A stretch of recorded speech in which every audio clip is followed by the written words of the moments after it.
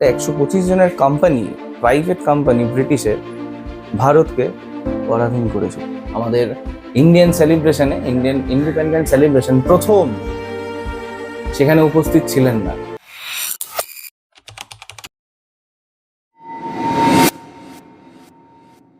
উনিশশো 1947 সালে 15ই আগস্ট ভারত স্বাধীন হয়েছিল। আজ ৭৯তম স্বাধীনতা দিবস। কিন্তু আমরা কি কেউ জানি ভারতকে পরাধীন কে করেছিল? সত্যি কি ব্রিটিশ না অন্য কেউ? আজ এই ভিডিওতে জানবো কিছু অজানা তথ্য, বলতে পারো মিস্টিরিয়াস। এই নিয়ে কিছু অজানা তথ্য আমরা আলোচনা করব স্বর্ণেন্দু দাসের সাথে। নমস্কার। নমস্কার, হ্যাপি ইন্ডিপেন্ডেন্স ডে জানাই তোমাকে, প্লাস তোমাদের বন্ধুদের, আমাদের চ্যানেলের বন্ধুদেরকে সবাইকে 79th ইন্ডিপেন্ডেন্স ডে খুব খুব খুব শুভেচ্ছা জানাই। আচ্ছা, আপনি ওই দিন বলেছিলেন যে স্বাধীনতার পিছনে অনেক রহস্য আছে, গল্প আছে। আমারও সেদিন খুব জানার ইচ্ছে করলো যে স্বাধীনতার পিছনে যে ব্রিটিশরা যে আমাদেরকে পরাধীন করেছিল এটাই আমরা সাধারণত জানি, কিন্তু এই পরাধীনের পেছনে অনেক রহস্য আছে। তো সেদিন তো আমি কিছুটা জেনেছি, তো আমার সাথে সাথে আমি চাইবো যে আমার বন্ধুরাও কিছুটা জানুক। তো প্লিজ যদি আপনি আরো কন্টিনিউ করেন। অ্যাকচুয়ালি ভারতের স্বাধীনতার পেছনে, স্বাধীনতা নিয়ে বলতে গেলে একটা আলাদা নতুন ভিডিও করা যায়, কিন্তু স্বাধীনতার পেছনে আগে জানতে হবে পরাধীনতাটা অ্যাকচুয়ালি কি করে হয়েছিল। আমরা সবাই জানি, মানে ছোট বাচ্চারাও পড়ে এসছে যাদের হিস্ট্রি বইতে, যে ব্রিটিশ ক্যাপচার্ড ইন্ডিয়া, কোলোনাইজেশন বলে একটা ওয়ার্ড, যে ব্রিটিশ কোলোনাইজড ইন্ডিয়া। কিন্তু অ্যাকচুয়ালি সেটা আসল ঘটনা ঠিক সেটা নয়। তো এই কলোনাইজেশন অ্যাকচুয়ালি ঠিক নয়। আমরা বলতে পারি একটি 125 জনের কোম্পানি, প্রাইভেট কোম্পানি ব্রিটিশের ভারতকে পরাধীন করেছিল, রাদার কৃতদাস বানিয়েছিল। এই গল্পটি সাল 1599 যখন ব্রিটিশে, শুধু ব্রিটিশ না পুরো দেশে স্পাইসেস, লঙ্কার গুঁড়ো, গোলমরিচের গুঁড়ো আর নানা রকম অনেক আনুষঙ্গিক জিনিস যেটা রান্নার কাজে লাগে, সেটার একটা খুব দর বেড়ে গেছিল। সেটা নিয়েই অলরেডি ব্রিটিশে অনেক ব্যবসায়ীরা কাজ করতেন। সেই কাজের সূত্রে ডাচ আর পর্তুগিজ এই কাজে অনেকটা ডমিনেন্স ছিলেন, কারণ তাদের এই ব্যবসাটা অনেক তাড়াতাড়ি গ্রো করেছিল। এবং সেই ক্ষেত্রে যখন ব্রিটিশ এই ব্যবসা করতে চায়, তারা সেই জায়গায় টিকতে পারেনি। তাদেরকে কি করতে হলো, তখন ডাচের কাছ থেকে বা পর্তুগিজের কাছ থেকে যখন তারা তাদের এগেনস্টে দাঁড়াতে পারলো না, তাদেরকে আবার ব্রিটিশে ফিরে আসতে হয়েছিল। তারপর তারা ভাবলো যে না, এরম ভাবে তো চলতে পারে না, আমাদের নিজস্ব একটা কোম্পানি খুলতে হবে, কারোর দয়ায় আমরা চলতে পারবো না। তারা কি করলো, তারা একটা নিজস্ব কোম্পানি খুললো, যার নাম আগে একটা আলাদা নাম ছিল, কিন্তু পরে হয়েছিল ইস্ট ইন্ডিয়া কোম্পানি, যে নামটা আমি পরে বলবো। ইস্ট ইন্ডিয়া কোম্পানি অ্যাকচুয়ালি অত তাড়াতাড়ি খোলেনি। তারা 125 জন মিলিয়ে একটা কোম্পানি খুললো। তো সেই 125 জনের কোম্পানি তাদের থেকে 72,000 পাউন্ড, মানে এখনকার যেরকম টাকা হয় সেরকমই 72,000 পাউন্ড নিয়ে তারা একটা কোম্পানি খুললো, যেটা আমি বললাম ইস্ট ইন্ডিয়া কোম্পানি। সেই কোম্পানি খুলে তাদের কাজ ছিল সারা দেশে তারা ব্যবসা বাণিজ্য করবে রিগার্ডিং স্পাইসেস, যেখানে ব্ল্যাক পেপার মানে গোলমরিচের গুঁড়ো, যেটা আমি আগেও বলেছিলাম, এই গোলমরিচের গুঁড়ো প্লাস তার সাথে আরো অনেক থাকবে, cardamom plus red chilli powder etcetera etcetera, এরকম অনেক থাকবে। তারা এই নিয়ে ব্যবসা শুরু করবে, কিন্তু ব্যবসা দাঁড় করানো তো অত সহজ না। আজকে আমাদের এখানে যেরকম কোনো একটা ব্যবসা শুরু করতে গেলে ট্রেড লাইসেন্স লাগে, সরকারি একটা দস্তখত লাগে, যে ব্যবসা শুরু করার জন্য আমার একটা নথিপত্র, সেরকম তাদেরও একটা লাগবে, যেটা তখনকার দিনে ছিল রয়্যাল চার্টার। হ্যাঁ, নামটা শুনেছি। সেই রয়্যাল চার্টার বানাতে গেলে তখনকার দিনের রানী, ব্রিটিশ রানী কুইন এলিজাবেথ 24 সেপ্টেম্বর 1599 1599 সালে 25 জন শেয়ার হোল্ডার্স সেই কোম্পানির তারা যায় কুইন এলিজাবেথ ওয়ানের কাছে, গিয়ে বলে যে আমরা একটা নতুন কোম্পানি খুলতে চাই, the governor of merchants of London. The governor of merchants of London বলে একটি কোম্পানি খুলতে চান তারা।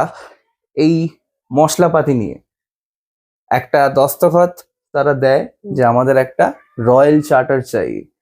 ডিসেম্বর 31, 1599 কুইন এলিজাবেথ ওয়ান সেই দস্তখত মানে সেই রয়্যাল চার্টার মঞ্জুর করে দেন এবং তাদেরকে 3টি ছাড় দেন। সেই মানে এগ্রিমেন্ট অথরিটি তাদেরকে 3টি অথরিটি দেন। তারা যে কোনো জায়গায় গিয়ে যে কোনো জায়গায় শুধু middle part of the United Kingdom মানে ইংল্যান্ডের মিডল পার্ট ছেড়ে কেপ অফ গুড হোপের ইস্টে আর স্টেটস অফ ম্যাগেলেনের ওয়েস্টে তারা বাণিজ্য করতে পারবে এবং তাদের কোনো ইংল্যান্ড থেকে কোনো ব্যবসায়ী তাদের এগেনস্টে গিয়ে কোনো ব্যবসা করতে পারবে না। তারা নিজেদের মতো জায়গায় তাদের নিজের ইনফ্রাস্ট্রাকচার উইথ পারমিশন তৈরি করতে পারে। তাহলে বোঝা গেল যে কিভাবে ইস্ট ইন্ডিয়া কোম্পানি অ্যাকচুয়ালি তৈরি হলো। 125 জনের একটি কোম্পানি, তাতে করে এই কোম্পানি তৈরি হলো। আমাদের কুইন এলিজাবেথ ওয়ান তাদেরকে একটা ছাড়পত্র দিল, তাদেরকে ট্রেড লাইসেন্স মানে রয়্যাল চার্টার দিয়ে তাদেরকে বাইরে বাণিজ্য করার একটি স্থাপনা করে দিলেন। ইতিহাসটা শেষ হলো। কিন্তু আমার মধ্যে একটা প্রশ্ন, আমার সাথে সাথে মনে হয় আমার দর্শকদের মধ্যেও প্রশ্নটা জাগলো যে তাহলে ইস্ট ইন্ডিয়া কোম্পানি ভারতে এলো কি করে? ইস্ট ইন্ডিয়া কোম্পানি ভারতে আসার আগে বলতে হয় ভারতের কিছু ইতিহাস। তখনকার দিনে মুঘলের রাজ্য ছিল, হ্যাঁ। পুরো ভারতটাই অ্যাকচুয়ালি মুঘলদের আন্ডারে। তখনকার দিনে ভারতের সম্রাট, যাকে আমরা বলি এম্পারার ইংলিশে, জাহাঙ্গীর, তার রাজত্বে চলছে ভারত। এবার ইস্ট ইন্ডিয়া কোম্পানি থেকে প্রথম স্টিফেন হকিংস 1601 সালে এক ডিপ্লোম্যাট এলো আমাদের ইন্ডিয়াতে, সুরাট স্টেট সুরাটে এলো। সেখান থেকে একটা ছোট কোম্পানি কনস্ট্রাক্ট করা শুরু করলো এই ব্যবসা নিয়ে। কিন্তু তখনকার দিনে মুঘলদের সাথে পর্তুগিজদের একটা খুব ভালো সম্পর্ক ছিল, বাণিজ্যের সম্পর্ক। যেরকম আস্তে আস্তে ইংরেজদের সাথে ইন্ডিয়াদের হয়েছিল, সেরকমই একটা ছোটখাটো বাট অতটা ডেঞ্জারাস যে মারপিট হবে বা কিছু বা বন্দি, অতটা সম্পর্ক ছিল না। একটা বাণিজ্যের ভালো সম্পর্ক ছিল, যেহেতু একটা হিউজ অ্যামাউন্টের টাকা মুঘল এম্পায়াররা পেত। এবং সেই Stephen Hawking, the capital of India, তখনকার দিনে আগ্রায় মুঘল ক্যাপিটালে গেল জাহাঙ্গীরের কাছে একটি। স্টিফেন হকিংস 1601 সালে প্রথম জাহাঙ্গীরের কাছে আসে, এসে বলে যে আমাদের একটা নথিপত্র দিন, যা আমরা এখানে ব্যবসা বাণিজ্য করব। কিন্তু জাহাঙ্গীর সেটা নাকচ করে দেয়। জাহাঙ্গীর বলে যে তোমরা তো বাইরে ব্যবসা করছো, তাহলে আবার এখানে এসে ব্যবসা করার কি দরকার? সেটা স্টিফেন হকিংসের খুব খারাপ লাগে। কুইন এলিজাবেথকে বলে স্যার থমাস রোকে পাঠায়, মানে রাজকীয় স্তরের একজন ডিপ্লোম্যাট। জাহাঙ্গীর প্রথমে নাকচ করেছিল, তারপর যখন উইলিয়াম হকিন্স এখানে এলো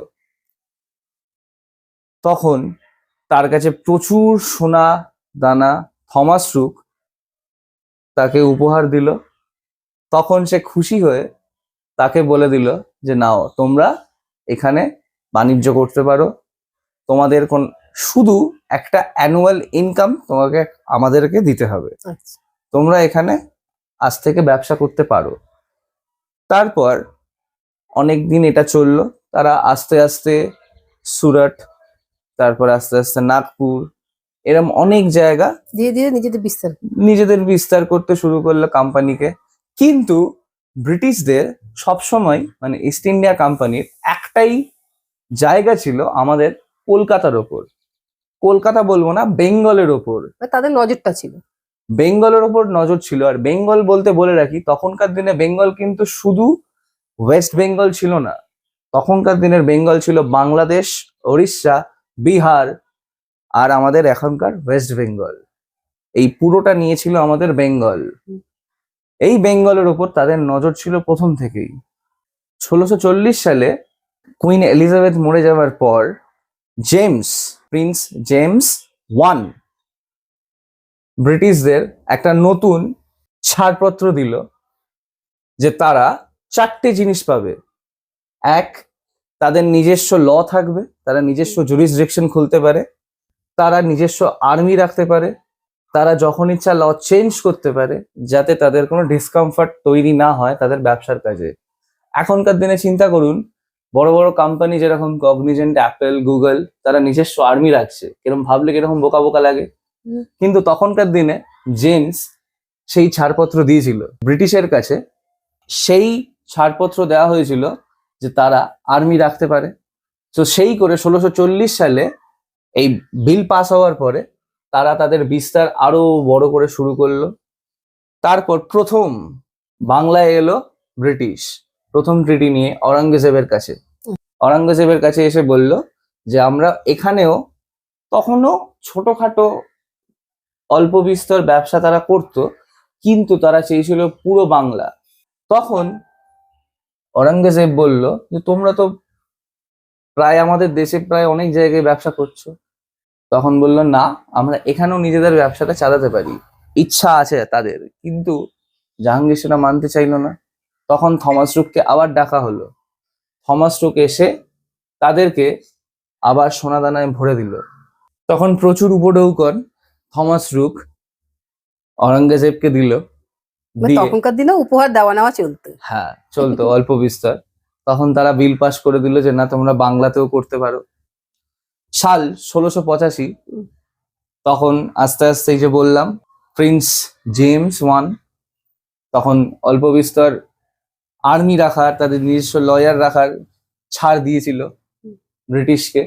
জশিয়া চাইল্ড বলে, স্যার জশিয়া চাইল্ড তখনকার ডিপ্লোম্যাট ছিল আমাদের এখানের। সে দেখতে পেল যে যেহেতু এদের জায়গাটা যেরকম এখনকার দিনে হয়, আমার ব্যবসা যদি ফুলে ফেঁপে ওঠে, তখন যথারীতি আমাকে ভাড়াটাও তাকে বেশি দিতে হয়। তো যথারীতি তারাও দেখলো, মুঘল এম্পায়ার মানে অরঙ্গজেব দেখলো যে তাদের ব্যবসা ফুলে ফেঁপে উঠছে, যথারীতি তাদের অ্যানুয়াল ইনকাম বেড়ে যাচ্ছে। তো বললো আমার প্রফিট 3.5%, 3.5% বাড়িয়ে দিতে হবে। যেটা, ও আরেকটা জিনিস ভুলে গেছিলাম, অরঙ্গজেব যখন প্রথম থমাস রুককে বলেছিল যে তোমরা আজ থেকে ব্যবসা শুরু করতে পারো, তখন বলেছিল যে তোমাদের কোনো ট্যাক্স দিতে হবে না যতদিন না তোমাদের ব্যবসা এখানে ভালো হচ্ছে। কিন্তু পরে যখন জশিয়া চাইল্ডের সময় এই কথা বলল, জশিয়া চাইল্ড বলে রাখি এখানে খুব অ্যারোগেন্ট, মানে অ্যারোগেন্ট বলতে কিরকম, হট টেম্পার ছিল, ছোট কথায় রেগে যেত। যেরকম এক একজন থাকে না, অল্প অল্প কথায় রেগে যায়, রিয়াক্ট করে ফেলে, ঠিক সেরকমই ছিল জশিয়া চাইল্ডের ক্যারেক্টার। যখনই এই কথাটা শুনলো, তার একটা অ্যারোগেন্স হয়ে গেল। সে বলল যে এটা তো আপনি পারেন না করতে, আমরা তো আমাদের যতটা সম্ভব একটা অ্যানুয়াল ইনকাম দিই, যেরকম আপনাদের নবাব বলে রেখেছিলেন জাহাঙ্গীর, যে আমাদের সব জায়গা থেকে যতটা প্রফিট হবে তার একটা অ্যানুয়াল ইনকাম হিসেবে আপনাকে জমা দেওয়া হবে, মানে তাকে জমা দেওয়া হবে। বললো না, আমারও চাই। যথারীতি প্রথম ভুল করলো ইস্ট ইন্ডিয়া কোম্পানি, যাতে তাকে অনেকটা লস হয়েছিল। 1685 সালে প্রথম যুদ্ধ ঘোষণা করলো জশিয়া চাইল্ড। আচ্ছা। কিন্তু তারা এটা ভেবে দেখেনি যে মুঘলদের আর্মির সাইজ প্রচন্ড ছিল। মুঘল যথারীতি ব্যবসার দিক দিয়ে, টাকা পয়সার দিক দিয়ে, আর্মির দিক দিয়ে যথেষ্ট বড় একটা রেবেলিয়াস কান্ট্রি ছিল, যথেষ্ট বড় দেশ ছিল, মানে পাওয়ারফুল, পাওয়ারফুল কান্ট্রি ছিল, যেটা আমরা সবাই জানি। কেন মুঘলদের মতো সাম্রাজ্য খুব কম লোকই করতে পেরেছে, সেটা ইতিহাসেও পড়েছি। হ্যাঁ, তাদের এগেনস্টে যুদ্ধ ঘোষণা করলো ইস্ট ইন্ডিয়া, যাদের মানে ইআইসি কোম্পানি, যার আর্মি সংখ্যা খুবই কম ছিল। যা ভাবনা সেরকমই কাজ, হার স্বীকার করতে হলো ইস্ট ইন্ডিয়া কোম্পানিকে। তাতে করে প্রচন্ড রকম একটা অসুবিধায় পড়তে হলো ইস্ট ইন্ডিয়া কোম্পানিকে। প্রচুর জায়গা বাজেয়াপ্ত করা হলো, 1.5 লক্ষ টাকা তাদেরকে জরিমানা দিতে হয়েছিল ইস্ট ইন্ডিয়া কোম্পানিকে। কিন্তু সেই জশিয়া চাইল্ড নিজের ভুল বুঝতে পেরে জাহাঙ্গীরের পায়ে পড়েছিল, অরঙ্গজেবেরও পায়ে পড়েছিল যে আমরা যা করেছি সেটা ভুল। তখন সে খুশি হয়ে তাদের সব জরিমানা মুকুব করে দিয়েছিল, প্লাস তাদের সব বাজেয়াপ্ত জমি জমা সব ফিরিয়ে দিয়েছিল। এবার শুরু হলো একটা নতুন কাহিনী। আচ্ছা। এবার শুরু হবে ভারত কিভাবে আস্তে আস্তে নিজের কবল থেকে বেরিয়ে গিয়ে আস্তে আস্তে ইংরেজদের কবলে পড়লো। তো এইভাবে বুঝতে পারলাম যে কিভাবে আস্তে আস্তে ইস্ট ইন্ডিয়া কোম্পানি আমাদের ভারতের মধ্যে আস্তে আস্তে ঢুকে গেল। এরপর জাহাঙ্গীরের মৃত্যু হলো, অরঙ্গজেবের মৃত্যু হলো, অনেক গদি হাত বদল হলো, কিন্তু আমাদের ইস্ট ইন্ডিয়া কোম্পানি নিজের জায়গা থেকে সরেনি। তারা নিজেদের ইন্ডাস্ট্রি গড়েছে, তাদের নিজেদের মেশিনারি গড়েছে, নিজেদের আর্মি বাড়িয়েছে। এই করেই প্রথম পলাশির যুদ্ধ, যেটা আমরা সবাই জানি, দ্য ওয়ার অফ প্যালেসি, সিরাজউদ্দৌলার সঙ্গে হয়েছিল, যেটাতে হার স্বীকার করতে হয়েছিল সিরাজউদ্দৌলাকে। এবং তারপর থেকেই ইন্ডিয়ান রেবেলিয়ন শুরু হলো, মানে অ্যাকচুয়াল পরাধীনতা শুরু হলো ভারতের সাল 1858-এ। বলে রাখি এখানে একটা তথ্য, আমরা সবাই জানি, সবার মুখে শুনে এসেছি যে ভারতের পরাধীনতা 200 বছরের, কিন্তু না, সেটা অ্যাকচুয়ালি না। এই যে পুরো গল্পটা আমি এতক্ষণ ধরে বললাম, এটাই নিতে প্রায় 1600 থেকে 1857 অব্দি চলেছে।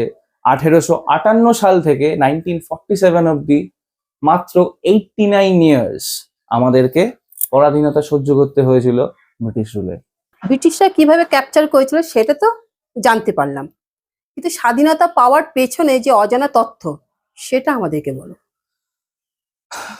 এতক্ষণ ধরে আমি তো বললাম, যেটা তুমি বললে কিভাবে অ্যাকচুয়ালি ক্যাপচার করলো, বাট এবার আসি অ্যাকচুয়ালি স্বাধীনতা পাওয়াটা, এটা নিয়ে একটা আলাদা নতুন ভিডিও হয়ে যাবে। আমি স্বাধীনতা পাওয়ার ব্যাপারে বলবো না, আমি বলবো স্বাধীনতা জড়িত কিছু অজানা তথ্য। যেরকম আমরা জানি সবাই 15ই আগস্ট 1947 সালে আমাদের ভারত স্বাধীন হয়েছে, এবং প্রত্যেকটি স্কুল, কলেজে, ক্লাবে, সব জায়গায় আমরা ফ্ল্যাগ হোস্ট করি, মানে পতাকা উত্তোলন করি। কিন্তু এই পতাকা উত্তোলন প্রথম হয়েছিল এই কলকাতা শহরে পার্সি বাগান বলে একটি জায়গায়, পার্সি বাগান স্কোয়ার। 1906 সালে প্রথম পতাকা উত্তোলন হয়েছিল। 15ই আগস্ট 1947 হয়নি। এই হচ্ছে 1 নম্বর তথ্য। দ্বিতীয় তথ্য, যখন আমাদের অ্যাকচুয়াল স্বাধীন হয়েছিল আমাদের ভারত, তখন জওহরলাল নেহেরু বলেছিল, অন দিন মিড নাইট অফ ইন্ডিপেন্ডেন্স আমরা পতাকা উত্তোলন করেছিলাম। ঠিক সেই সময় আপনারা জানলে অবাক হবেন, আমাদের ফাদার অফ আওয়ার নেশন, যাকে আমরা বাপু হিসেবে চিনি, মোহনদাস করমচাঁদ গান্ধী, মানে গান্ধীজি, আমাদের ইন্ডিয়ান সেলিব্রেশনে, ইন্ডিয়ান ইন্ডিপেন্ডেন্স সেলিব্রেশন প্রথম সেখানে উপস্থিত ছিলেন না। তিনি ছিলেন আমাদের কলকাতায় এগেনস্ট দ্য পর্তুগিজ, যারা তখনও গোয়াকে আটকে রেখেছিল। আর কিছু পার্টিশনের, কিছু দাঙ্গা হাঙ্গামার এগেনস্টে তারা ফাস্টিং করেছিলেন। গান্ধীজি এবং তার কিছু সঙ্গী সাথীরা বিগত 15-16 দিনের জন্য উপোস রেখেছিলেন। তাই জন্য সবাই জানে অনশন বলে। হ্যাঁ, অনশন করেছিলেন, অ্যাকচুয়ালি অনশন করেছিলেন। তাই জন্য সে সেই জায়গায় উপস্থিত থাকতে পারেননি। এই হলো দ্বিতীয় নম্বর তথ্য। আরেকটি তথ্য আমরা সবাই শুনেছি, অনেকে শোনেনি বা শুনেছে, র্যাডক্লিফ লাইনের কথা। র্যাডক্লিফ লাইন পার্টিশনের একটা অনেক জনপ্রিয় একটি নাম। যখন কুইট ইন্ডিয়া মুভমেন্ট হয়, তখন লর্ড মাউন্টব্যাটেন বলেছিলেন এবং ইরভিনও বলেছিলেন যে ভারত আর পাকিস্তান, মানে যেটাকে বলে বঙ্গভঙ্গ আন্দোলন যেটা হয়েছিল, পার্টিশন মুভমেন্ট, তখন একটা লাইন চলে গেছিল পাকিস্তানের থেকে, যেটা আমাদের কাশ্মীরের একটি দুর্ঘটনা ঘটেছিল কাশ্মীরে। সেই কাশ্মীরে র্যাডক্লিফ লাইন বলে একটি ছোট্ট লাইন পাস করেছিল, সূক্ষ্ম লাইন, যেটা নাকি অ্যাকচুয়ালি আমাদের পাকিস্তান আর ভারতকে বিভক্ত করে, এখনো আছে। সেই লাইনটি স্যার সিরিল র্যাডক্লিফ, তার নাম ধরেই এসছিল, এবং তাতে করেই আমরা ভারত, মানে হিন্দু আর মুসলমান, মানে ভারত আর পাকিস্তান আলাদা হয়ে যায় এই লাইনে। তারপর আরেকটি ভালো তথ্য যেটা আমি জানতে পেরেছি, এই যে আমাদের ফ্ল্যাগ হোস্ট হয় রেড ফোর্টে, সেই ফ্ল্যাগটা অ্যাকচুয়ালি কোথায় তৈরি হয়, ওই একটি জায়গা অথরাইজড করা হয়েছিল আমাদের ইন্ডিয়ান গভর্নমেন্ট থেকে। এই ন্যাশনাল ফ্ল্যাগটা অ্যাকচুয়ালি তৈরি হয় KKGS বলে একটি সংস্থা, যেটার নাম হচ্ছে কর্ণাটকা খাদি গ্রামোদ্যোগ সংযুক্ত সংঘা, যেটা আছে হচ্ছে অ্যাকচুয়ালি ধারবাদে, আচ্ছা। তাদেরকে অ্যাকচুয়াল ইন্ডিয়ান গভর্নমেন্ট থেকে তাদেরকেই অ্যাকচুয়াল অথরাইজেশন দেওয়া হয়েছে যে তারাই অ্যাকচুয়ালি সেই ফ্ল্যাগটা তারাই বানাবে। আচ্ছা। তাছাড়া আর অন্য কোনো সংস্থাকে সেই জিনিস দেওয়া হয়নি, সেই অথরাইজেশন দেওয়া হয়নি। আরেকটি লাস্ট, এই যে আমাদের আইএনসি তৈরি হয়েছিল, হুম। সেই আইএনসি ইন্ডিয়ান ন্যাশনাল কংগ্রেস, সেই ইন্ডিয়ান ন্যাশনাল কংগ্রেস বানানোরও বুদ্ধি দিয়েছিল এক ব্রিটিশ অফিসার, যার নাম ছিল A.O. হিউম। সেই সালে 1885-এ A.O. হিউম ভারতের একটি গ্রুপকে বলে যে তোমরা ইন্ডিয়ান ন্যাশনাল কংগ্রেস শুরু করো in order to fight against the British. আরেকটি অজানা তথ্য, 15ই আগস্টকেই কেন আমাদের স্বাধীনতা দিবস হিসেবে ধরা হলো? স্যার লর্ড মাউন্ট ব্যাটেন এই দিনটিকে খুব পার্সোনালি ফেভারিট ছিল তার, কারণ জাপানের ভাইসরয় অ্যালাইড ফোর্সেস এর কাছে এসে মাথা নত করেছিলেন, তার মধ্যে ইংল্যান্ডও জড়িত ছিল। আচ্ছা। তার সেটা খুব নিজস্ব পার্সোনাল ফেভারিট ছিল, তাই বলি 15th আগস্ট 1947 কে ধরা হয়েছিল। আরেকটি তথ্য যেটা তুমি আমাকে ধরিয়ে দিয়েছিলে, সেটা হচ্ছে 14th আগস্টে বলা হয়েছিল, কিন্তু যেহেতু 12টা বেজে গেছিল সেই জন্য ওটা 15th আগস্টে শিফট করা হয়েছিল।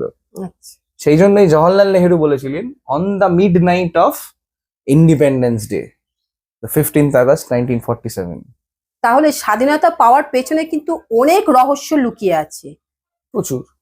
প্রচুর রহস্য লুকে। তো এই রহস্য কিন্তু এই সামান্য সময়ের মধ্যে কিন্তু শেষ হবে না।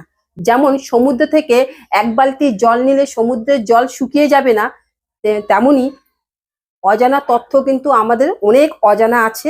আমরা কিন্তু সেই অজানা তথ্যগুলোকে অন্য কোনো একদিন আবার শুনবো। তো আমাদের তো সময় এখন খুবই কম, কেন আমরা সীমিত সময় নিয়ে আমরা উপস্থাপনা করি আপনাদের সামনে। তো এরকম স্বাধীনতা নিয়ে অনেক অজানা তথ্য আছে, সেগুলো আমরা আপনাদের সামনে তুলে ধরবো। যদি জানতে চান তাহলে কমেন্ট করবেন, লিখে জানাবেন যে আমাদের এই তথ্যে যদি কোনো ভুল থেকে থাকে, প্লাস নতুন কোনো যদি ভিডিও আপনারা চান অন্য কোনো অজানা তথ্য নিয়ে, যেই নামে আমাদের চ্যানেল কিউরিয়াস মিস্ট্রিজ, যদি জানতে চান তাহলে কমেন্টে লিখে জানাবেন, একটা লাইক করে দেবেন আর শেয়ার করে দেবেন সবাইকে। অবশ্যই লাইক করো আর শেয়ার করো আর সাবস্ক্রাইব করে আমাদের পাশে থাকো, তাহলে আমরা এরকম তোমাদের অজানা তথ্য আরো দিতে পারবো। নিশ্চয়ই। তাহলে আজকের মতো আমরা বিদায় নিচ্ছি। নমস্কার।